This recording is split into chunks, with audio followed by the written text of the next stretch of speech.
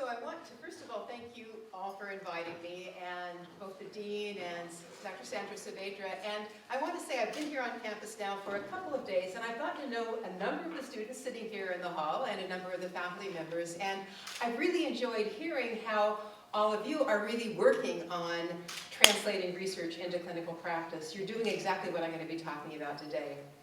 So what I'm going to be doing today is I'm going to be exploring a theme that is in the forefront of many discussions on clinical practice. And that is the theme of evidence-based practice. And how do we actually carry out evidence-based practice in the clinic? It's harder than we think. And I'm going to explore this question that you see up on the board, which is what are the barriers and aids to evidence-based practice in rehabilitation medicine and in other forms of medicine as well. So you're going to notice that there are two covers of the books that Sandy was just talking about today. The first is my book on motor control, Translating Research into Practice. And that one is going to be about a lot of the things we just heard Sandy talking about during the first half of my presentation. Then I'm going to be switching to looking at the book Infinite Awareness as I talk about some of the research on a different theoretical framework saying, can our mental functions, our mental training, our mental ideas actually influence our nervous system itself and actually improve, for example, the function of our nervous system as we begin to train our mind and our attention in certain ways. So I'm going to give you an overview first of what we're going to be doing. So the first thing we're going to do is start with this challenge of increasing researcher clinical collaborations and the translation of research evidence out there in the literature into our practice. I'm going to give you an example first from Balance Rehabilitation and how I began to work with Anne Shumway-Cook to do this. I'm then going to give you an example from my own research in mind-body therapies and how we began to translate that research into practice. And then we're going to explore those researcher and clinician-based barriers to making this happen. Because as I said, it really takes an effort to make this flow smoothly. And ask, how can we reduce those barriers? So first of all, this talk is about research, and that's what you see here on this particular slide. You see basically that research in many ways guides our clinical practice. And I want to first of all give you a definition of what I mean by evidence-based practice. This is a definition by Sackett, and what you can see up here is he's saying that evidence-based clinical practice is integrating the best available research evidence with your own clinical expertise and your patient's preference. And I think these three things are absolutely critical, and we're going to talk about why all three are important for you today. And down below, you can begin to see also a diagram that shows to you what I think are two critical components to evidence-based practice. On the left, you see what I call third-person perspective objective research evidence, which we all need to use as we begin to take our research into the clinic, but we also need to include that first-person perspective, which is your own clinical expertise, and what you believe is really important to give to your clinic as you're translating that research into your clinical practice. And those two are both critical in what we're doing in the clinic. I'm going to shift now for a moment to talking about the history of evidence-based practice and the fact that you notice up on the slide, there's been a shift in the past years in the use of evidence underlying our evidence-based practice. And in the 1950s, we were more involved with what I call the subjective or the first-person perspective in terms of our clinical practice. There were people like Berta Bobath and Rude who basically were telling us how to practice based on their clinical expertise. It was their subjective feeling of what worked best in their patients, because we didn't have clinical trials back then. That's all we could use. So in that case, that was really dominating our clinical practice. But then in the 2000s, many more randomized clinical trials were being performed, giving us third-person objective research. And what happened is that began to grow in terms of its dominance in the clinic. And what happened is that first-person perspective became much more suspect. And people were saying, oh no, you can't listen to what the clinician says. they need to look at the research evidence. And I'm trying to say that Sackett is saying, no, that's not true. You need to consider really both perspectives as you're trying to translate research into your clinical practice. So today I'm going to talk, first of all, about the research, the third-person perspective I'm calling it, and look, for example, at the neural basis for both normal and impaired function in balance and, for example, in attentional systems. And then we're going to talk about the first-person perspective. And we're going to look at, really in the clinician, which factors are likely to contribute to your impaired function in your patient based on the research evidence. And then we're going to look at evidence-based treatment and do the same thing. What does the research say about the factors contributing to improved function in balance, for example, in my patient? And then once you know that, how are you going to help that guide your choice of strategies for treating your own patient? And I want you to notice in this particular diagram, the arrows work both ways. And I'm going to tell you how important it is for the clinician to be actually communicating with the researcher about what problems they see in the clinic with their patients, and how the researcher can help actually do research to help inform what are the problems they really can see in the patient objectively in the scientific literature. So we're going to shift now to looking at what are the barriers that limit the translation of our current research into practice.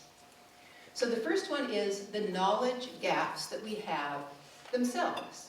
If you are a clinician and no one has done research, for example, on balance control in older adults, and when they're doing, for example, 2 tasks at once, and you're trying to understand why they fall when they're talking to their friend when they're walking down the street, you're going to be at a loss. You need to help that researcher know what they need to be focusing on and collaborate with them on those projects. So the knowledge gaps are one thing, but there are also clinician barriers that we're going to talk about. And I like this quote very much that you can see up here. It's saying, having knowledge does not necessarily ensure that knowledge will be translated into action. In other words, changing clinical practice. And I see this all the time. If you look up on PubMed, for example, if you look in the research, there are so many studies that are randomized controlled trials showing that one technique or another will improve, for example, balance in older adults. And yet, these things don't necessarily get translated into clinical practice for a number of reasons that we'll talk about. Okay, next we have patient barriers, which are, for example, your patient's preference. The patient may say, you want me to do that? Well, I don't have time, or I don't want to, and you have to deal with those patient barriers. How do you work around those? And then also environmental barriers. I know that you may be working in a facility and you want a particular tool for working with your patient, and the facility doesn't have the money to buy that particular piece of equipment, and you have to deal with those barriers. The last two I'm not going to talk about today. I'm going to deal more with the knowledge gaps, how we deal with those, and also our own clinician barriers and how we deal with those. So again, now we're going to look more carefully at the knowledge gaps themselves. And in this slide, again, I'm reminding you that you, the clinicians who are out there working with the patients, can really help remove the knowledge gaps by communicating and collaborating with the researchers.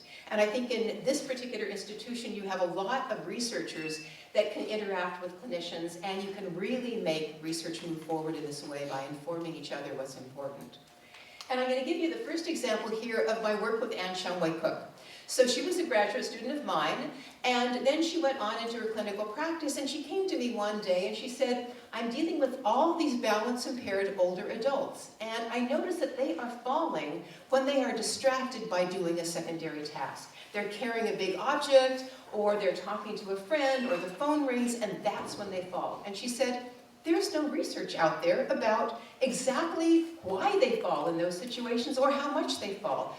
Can we do something about that? So she was the clinician that was basically coming to me with a knowledge gap that she wanted to help fill. And so we actually then created studies that I'm going to share with you today to actually look at why they fall and then to see what we could do about improving their balance function. And this is how I'm hoping you'll see that you can begin to do similar things more and more extensively actually right here as well. So one way that clinicians then can collaborate with researchers is to help the researchers identify these critical knowledge gaps. And that really represents a way in which you can guide research yourself. So I'd say, don't be passive. I know Sandy Saavedra is never passive in this way. She's a clinician and a researcher, and she's active about taking what she learns in the clinic and taking it right into the laboratory to work with other people. And that's what I'm hoping everyone can be doing, even if you're not in a university setting. So let's look at clinician barriers to evidence-based practice right now. How do we actually make the clinician a better vehicle for taking these things into the clinic? The first one you notice is bias. And I'm going to read again a quote from Sheldon that I think is very important for all of us to think about, because I'm a person who has this problem as well. He says, the degree to which clinicians see even good quality research as able to be implemented will depend on the extent to which the results conflict with their own professional experience and belief. How many here feel that that's true of themselves? I mean, I certainly feel that's true of myself. I see some hands going up. So here's an example that I will give from my own balance rehabilitation workshops. So I have done research on balance control, and in that research with Anne Shumway-Cook and others, we've shown that ankle muscles are critical to recovering balance. And if older adults don't have enough strength in their ankle muscles and they slip, they're not going to be able to recover their balance. We've done research and randomized controlled trials showing that if you improve the strength of the ankle muscles, they will get better. I go out to a rehab workshop and I'm telling this to clinicians around the world, and some of the clinicians look at me and they say, no, it's core muscle strength that is important for balance, and ankles are not important. And I see a few people laughing here because there are these controversies in the field. Those people that I talk to are not going to change their clinical practice because they have a belief that they're strongly invested in, and for some reason, and I do this sometimes myself, they're not curious enough to try and see if ankle strength training might improve balance in their older adults. So I think one thing we're saying about bias is it's great to at least try to be curious and open when we see some new research to see if it might work on our patient. The next barriers you see there is lack of time. And it's also lack of access to research, being comfortable going to the research literature and maybe talking to your fellow clinicians about some of the latest research that's come out. And here's an example that I think about again, is that you see a new paper on assessing falls in older adults, and you say, this particular assessment tool is highly predictive of predicting future falls, and so you think, I would really like to do it, but you're using another set of tests, and you're also very, very busy. So you never take the time to actually practice the test so that you're comfortable actually taking it into your clinic. And I've heard this a lot with physical therapists that I actually begin to train in these rehab workshops, that we try to get them to practice it enough in our rehab workshop that they're comfortable trying it the next morning in their clinic. Okay, and the last one I think is absolutely critical, and this is one thing above maybe all the rest that I hope you take home with you, and that is another barrier is the lack of a systematic framework for translating research into practice. So for example, for balance control, we may not have a particular framework, a conceptual framework that facilitates both our assessment of our patients and our treatment of our patients. And therefore, we may assess and treat in a not very well organized way. And I'm going to show you in the next slide an example that I love to give in my rehab workshops about conceptual frameworks. So first of all, here's the definition. It's a logical structure that helps the clinician organize their clinical practices into a cohesive and a comprehensive plan. And what we're showing there is a closet, which my closet looks like sometimes, a little bit disorganized, and that's how I know sometimes when I'm talking with one clinician or another, they talk about how they're actually assessing and treating their patients. They aren't really sure about how to organize systematically the various assessment tools they have. But once they get a good framework and we'll talk about the systems framework as one framework for doing this, they now have a very clearly organized assessment tool closet and a treatment tool closet that they can bring to their patients as they assess and treat them. So the conceptual framework that Anne Shumway-Cook and I use is called the systems framework. And now in the next slide, I'm going to go through that framework with you because it's going to inform the rest of the talk today. Here it is, and it looks complex, but I'll walk through it with you. So we believe that balance control really has three main contributing factors. We say these are the individual, him or herself, and the constraints they might bring to balance tasks, including the motor systems and the constraints on their motor systems, the sensory systems, and also their cognitive systems. Perhaps they don't have the attentional resources to give to a balanced task that they need. But we also think that you have to consider the environment they're balancing in. For example, you may have an older adult that balanced perfectly in the clinic in the light of day walking down a normal firm service hallway, but they get home at night and they're trying to go to the bathroom in a dark hall, and that's when they fall. So you want to consider how they balance in different sensory environments, also with different support surfaces, walking on carpet versus a firm floor, or with different cognitive loads, talking to their friend while they're walking across the street. And then we also believe it's important to consider the balance task. And we've divided balance into three main tasks that we feel are important to consider. One is what we call steady state balance, just regular sitting or standing balance or regular walking. No perturbations. And then we talk about looking at proactive balance. And this would be, for example, if you're asking an older adult to lift up a suitcase, for example, or a heavy object, and they have to activate their postural muscles before they activate their arm muscles in order not to fall. How do your patients do on those sorts of tasks? And then, of course, there are the reactive balance tasks, when you unexpectedly slip when you're walking down a hallway, or you trip. And can you test that in your patient and be sure they're able to recover effectively from slips and trips? So I'm hoping you can see from looking at this how having a framework like this can make your closet much better organized in terms of assessing and treating your patients as you systematically go through the different areas for both assessment and for treatment. Okay, so now I'm going to shift, and we're going to talk a little bit about how the clinician and the researcher work together to translate research into practice, and I'm going to look now first at postural control and rehabilitation. And so what you're going to see here is a clinical question that Anne brought to me, as I said, when we were first working together. She was working in the clinic, and she said her older adults were falling in these situations when they were distracted by other things they were doing. And she came to me and she said, how can we begin to look at this together in the research laboratory to find out what the problems really are in her balance-impaired older adults? So the first thing we did is we chose a theoretical framework to actually use for our research itself, when we chose that systems model that I just talked about. Then we designed our first research study in this area. And what we did is we asked, are there changes in what we call dual task posture control, when you're trying to balance and do a secondary task at the same time, in balance-impaired older adults that you don't see in healthy older adults? And then we actually, when we discovered the answer to that question, went on to try to design a randomized clinical trial to look at whether we could improve that in our balance-impaired older adults. And then finally we asked the question, do we have enough information to implement this study more broadly in the clinic? So what I'm going to do now is walk you through that first research study that we did together in the laboratory.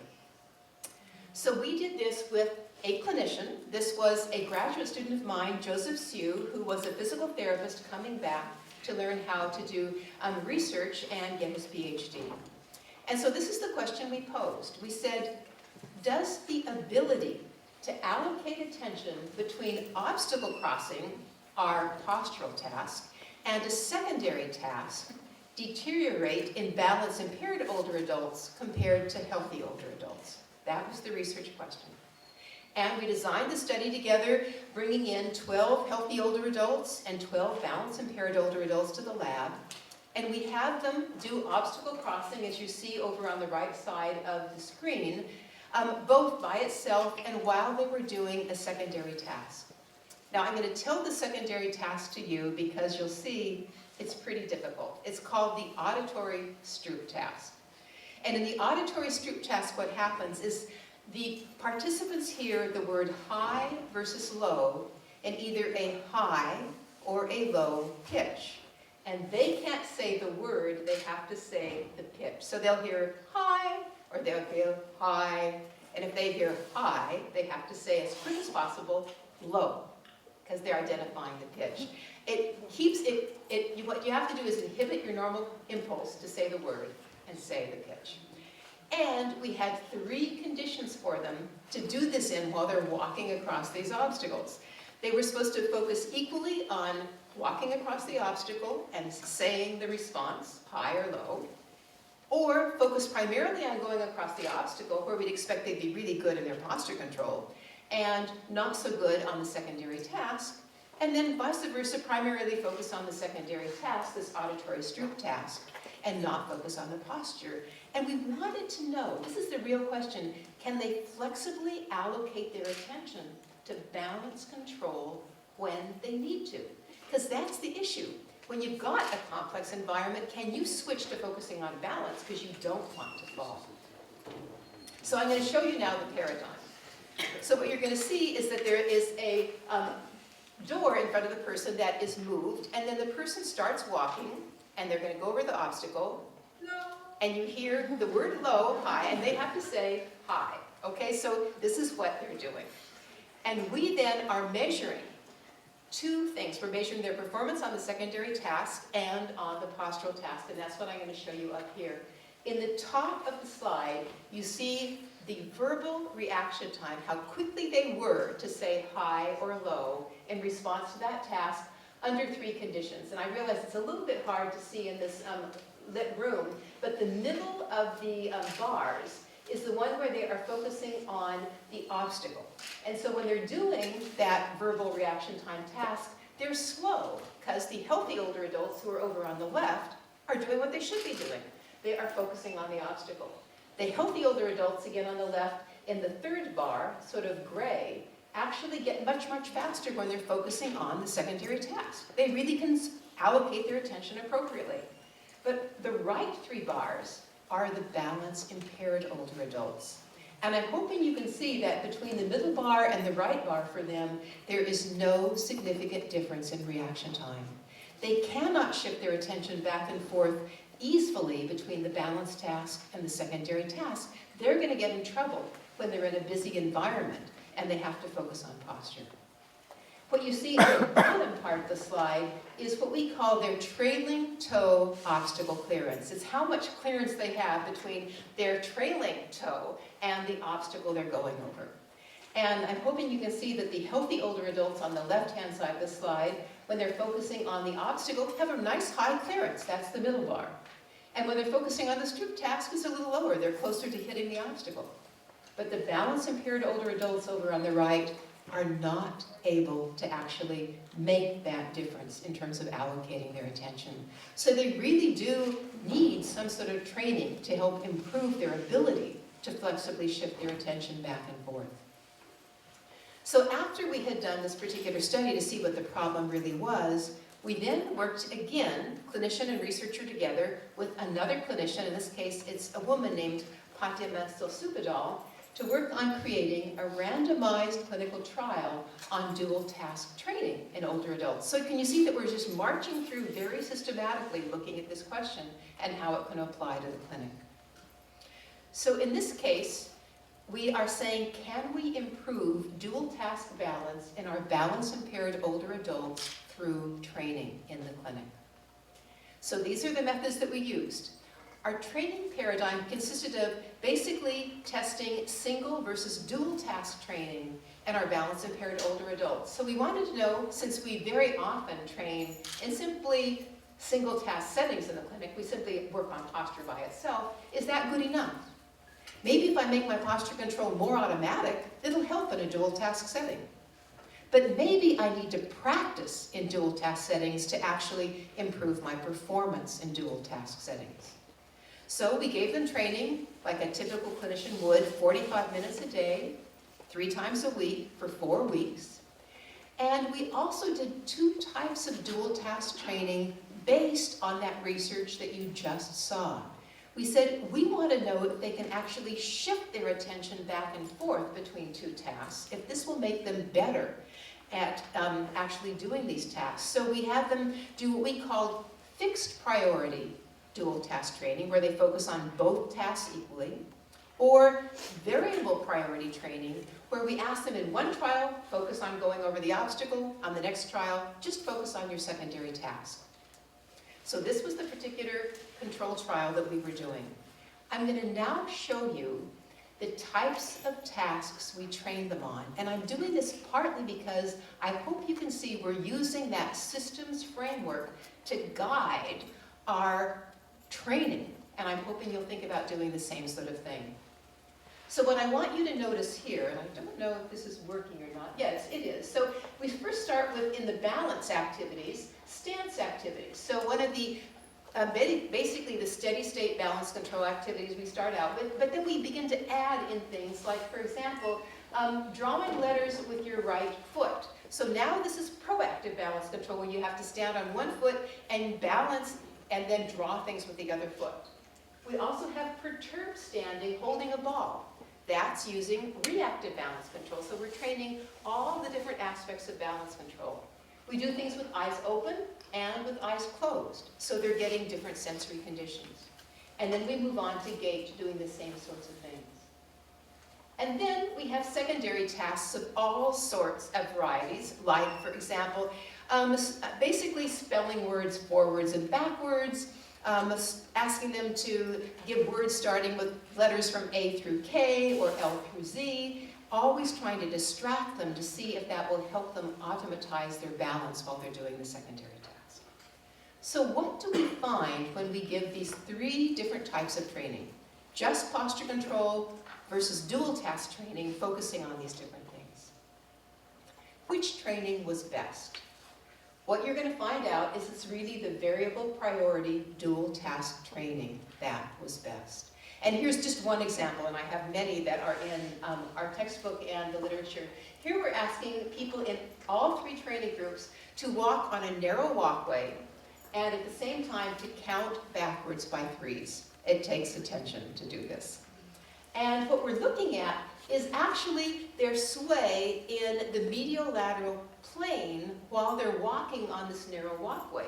Because when you're doing that, you sway back and forth quite a bit. And we want to know if they can reduce their sway with practice in the dual task situation. And I think what you can see is the reduction in that sway was the biggest for the variable priority practice group, compared to the fixed priority practice group and the single task training group. So in fact, the best way to train your patients is in dual task situations with balance, is helping them focus back and forth between balance and a secondary task while you're training balance itself. Okay, so that was an interesting question, but now the next question is this enough information to implement this more broadly in the clinic? Would you be willing now to take this into your clinic and try it out with your patients? I just talked to Ann Shomei-Cook on Skype this morning, and I told her about this talk, and she said, please tell them that I immediately went back into the clinic and I tried this out on my patients as soon as we did this. And she said, I felt that I wanted to know now, will it work on my own specific patients? And how well will it work? It may work better on some patients than on others. And we also, of course, put this into our textbook and we give it in our rehab workshops. And I think what we're saying is don't hesitate and wait for 15 or 20 RCTs to be performed in an area, because you will never get it into the clinic. Try it out with your patients and see what happens. It can't really hurt to see if this might help your own individual patients. What I'm going to do now is actually show you how we've incorporated this into assessment and into treatment. So here's an example with a patient. This is Bill. He's an 80-year-old balance-impaired older adult, and Anne is working with him on assessing his balance. And she is using the timed up and go task called the tug, and she is looking at it in single task situations first. I'll show you the video, and then she's going to have him do it while he's doing a math task. And you're going to see that he slows down. I want you to watch for that. And unfortunately, Anne blocks him, but you're going to see that as he's turning around, he also takes a misstep. So let's see if we can watch that and see what you think. So here he is getting up, single task condition, going around as fast as he can, and going back and sitting down. She's timing him. It takes him 10 seconds. Now watch what happens when he's now doing his math task. He's slower, and he's going to turn around. Unfortunately, Anne blocks him, but he then just missteps a bit and sits back down. It takes him 15 seconds to do it in the dual task situation. That's how much slower he is. This means he's at risk for falls in dual task situations. So now we've seen that, and we want to think about how we're going to actually treat Bill in the clinic based on what we've learned from the research literature. So he has problems in proactive and reactive balance in single and dual task situations, and your goal, you see, is basically to improve his ability to maintain his balance in steady state, reactive and proactive situations under these dual task situations when he's performing these additional cognitive tasks. And so the question is, what are going to be your treatment strategies? And what I'm hoping you're going to say is, I remember the research evidence from Fatima Sulsubadal's study, and I'm going to try some of those tasks that were given to her in dual task situations, and I'm going to try with Bill to have him focus on posture and then on the secondary task back and forth while I do the training. And that's a beautiful way of beginning to see how you can go all the way through into your clinic with a particular question that you've asked. So I'm going to shift now to looking at my second theme, and that is, what are the barriers to evidence-based practice now in complementary medicine? So we just talked about balanced rehabilitation, and that's based on a very straightforward model that I really think of as you stimulate the sensory systems and the motor systems, and you actually improve the processing in the neural pathways related to balance. But when you get to dealing with complementary medicine, this model becomes problematic. And that's because, in this case, theory suggests that when we are looking at mind-body therapies, actually the mind can affect the body. And training of the mind may actually affect the processing pathways of the brain. So my second book that you see up here in the right-hand corner, Infinite Awareness, begins to talk about these types of protocols of training in complementary medicine. So I'm going to first go through with you a theoretical framework that is often used in complementary medicine. In fact, the two of them that we're contrasting. So the first one on the left is what we call the materialist or the Newtonian model, which is what I call the bottom-up model. And it's basically saying the activity in my brain is the sole producer of my mental activity. That's it. And the second model is what is more used in complementary medicine, says that it's a two-way continuum between the mind and the brain. And in fact, the brain influences the mind, but mental activity can also influence the neural processing. And this is important when you're dealing with mental training. So what I want to do now is actually go through a second research and clinical question with you, but now instead of Anne coming to me with a question, I want to mention that I have been a meditator for like 40 years, and like clinicians, I began to observe that as I taught other people meditation, it appeared that their attention was getting better, and I thought, is this real, or is it just my subjective experience? How can I test it in the laboratory? So with other researchers around the country, I began looking at whether meditation and mindfulness training actually can improve our attentional focus. So that was the first question that I brought to the laboratory. And of course, as you see in the diagram, I chose that theoretical framework that we were just talking about, looking at these mind-brain models and saying, perhaps the mind and mental activity can actually improve my brain processing. So we then worked together, myself and other researchers, on creating a research study that I'm going to talk about next. So this is a study on attention, and we're really looking at what are the effects of meditation, Tai Chi, a form of moving meditation, versus aerobics, which we know brings more blood to the brain and improves our attentional abilities, on attentional focus. So we're comparing these three groups to sedentary adults that are basically couch potatoes. I want to tell you, it's hard to find a lot of sedentary adults. So this was the task we gave them. They're staring at a computer screen, and a red dot, like you see here, comes up on the left or the right-hand side of the screen. And they are now going to respond every 2 trials with a different rule about which mouse button to present down below, depending on where the red dot comes up. For 2 trials, they press the mouse button on the same side of the screen. Then they have to remember, and 2 trials later, press the mouse button on the opposite side of the screen for where the red dot comes up. So this takes a lot of mental focus and concentration to remember every 2 trials to switch your rules. Okay, so we're also at the same time measuring their brain activity with an EEG cap with 256 electrodes. That allows you to measure what we call the event-related potentials, which are the brain potentials that come on when you see that red light. They tell us how much you're attending to the red light. And what I'm hoping you're going to be able to see in this particular slide is that the event-related potentials, and this isn't working too well, but basically in the top group, which is the sedentary control group, are very, very small when they're focusing on that red light. In other words, they're not attending well to the red light.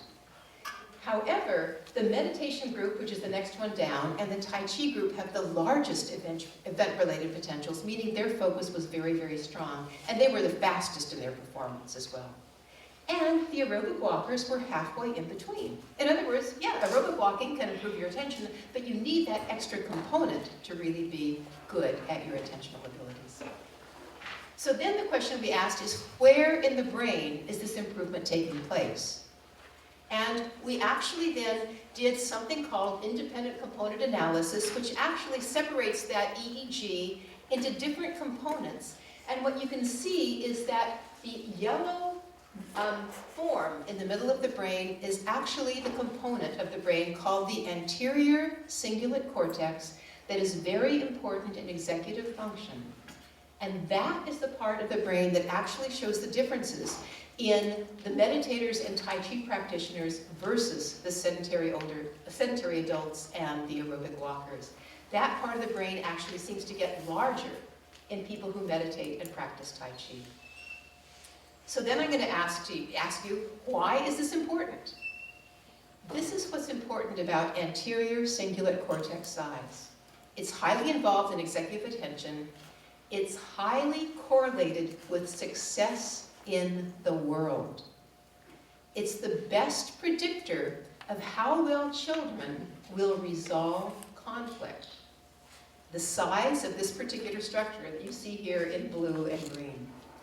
And conflict resolution or effortful control, meaning executive attention at 4 years of age, is highly correlated with success in later life. And in small print, you can see that includes person's health, their income, their social relationships, and criminality. So this little part of the brain is very important in our life, and the important thing is that it's modifiable through meditation or mindfulness training. So what I'm going to walk you through now are just a few studies on actually what we know about meditation actually changing our thickness of this particular structure, the anterior cingulate cortex. So this is a study that was done by Joshua Grant. He's from the Department of Physiology at the University of Montreal. And what Joshua Grant did is he brought in meditators and he brought in control subjects to his laboratory, and he measured the cortical thickness of the anterior cingulate cortex on a magnetic resonance imaging.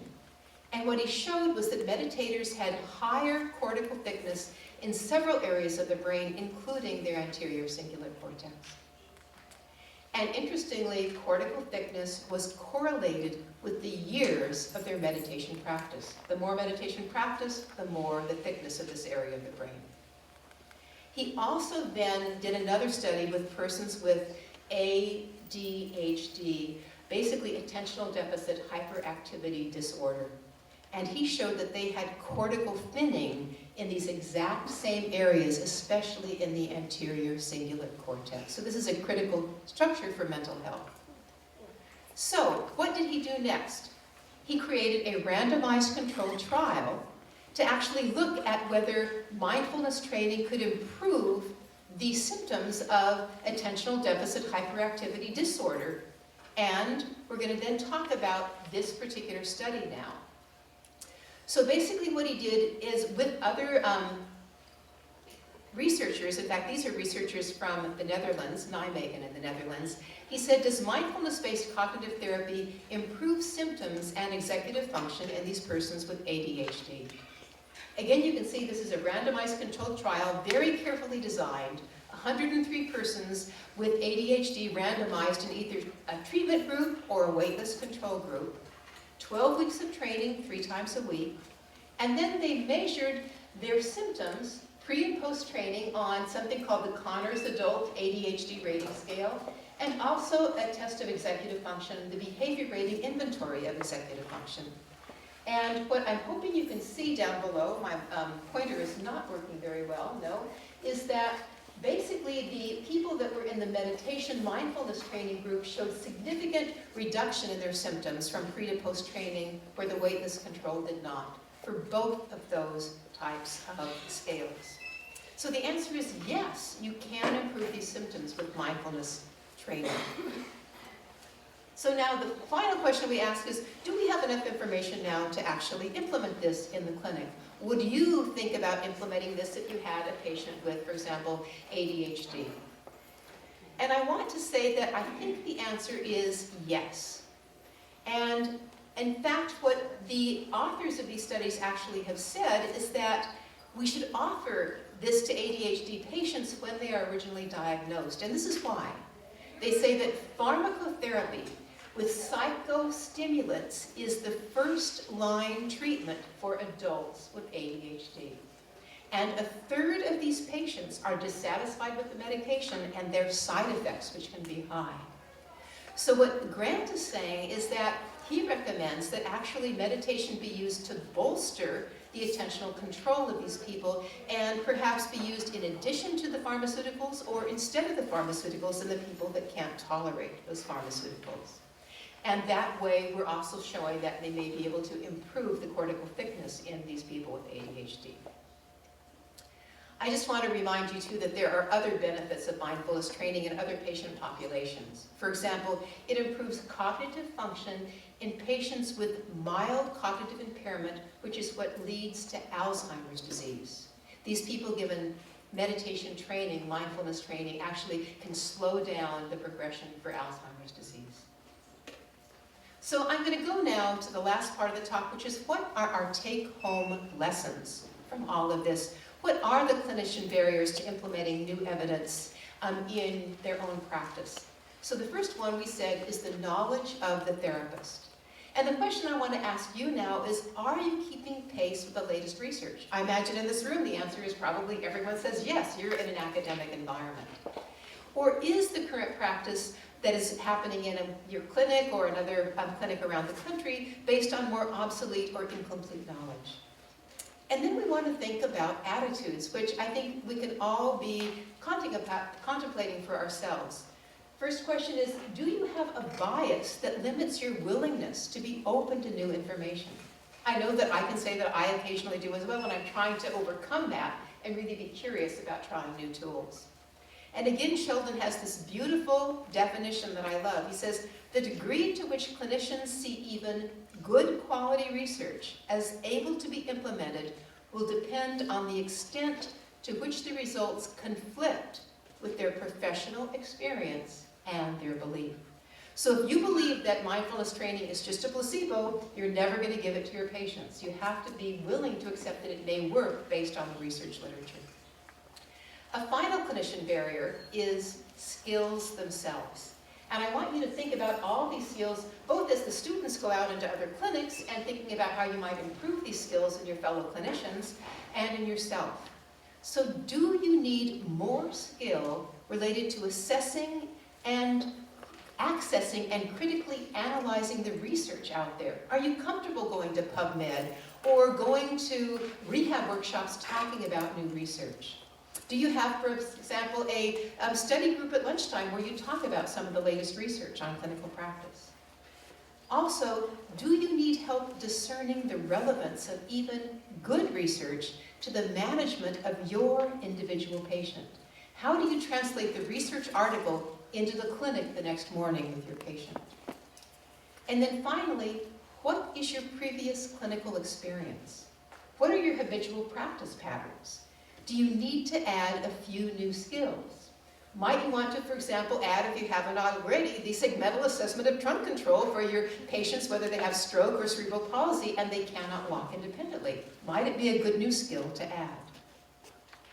So in summary, when we're thinking about translating research knowledge into action, we really want to think about identifying and addressing all the different barriers that we have. These include our knowledge gaps in our research, they include our clinician barriers, and they also include the patient and environmental barriers, which are important, which I didn't really talk about today.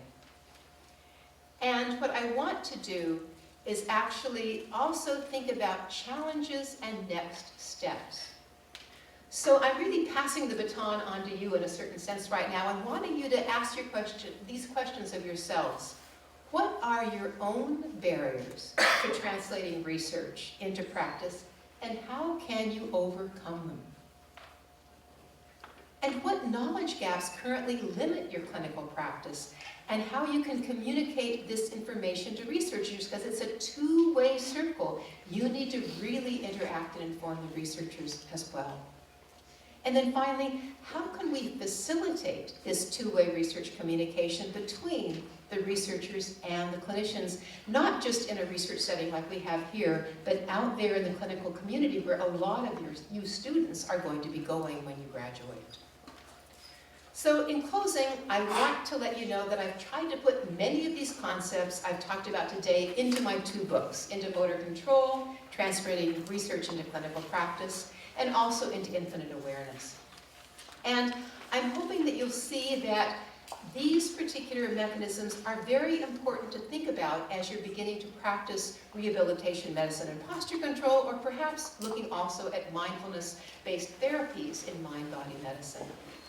And what I hope for both of these books is that other scientists, like the people here today, and clinicians who have concerns about our ability to translate research into clinical practice will begin to give these questions more thought as you're interacting with other people in the clinic, and work with your colleagues to improve your ability to implement the research that is out there in the literature so that more patients can actually benefit from it in your own clinical practice. Thank you.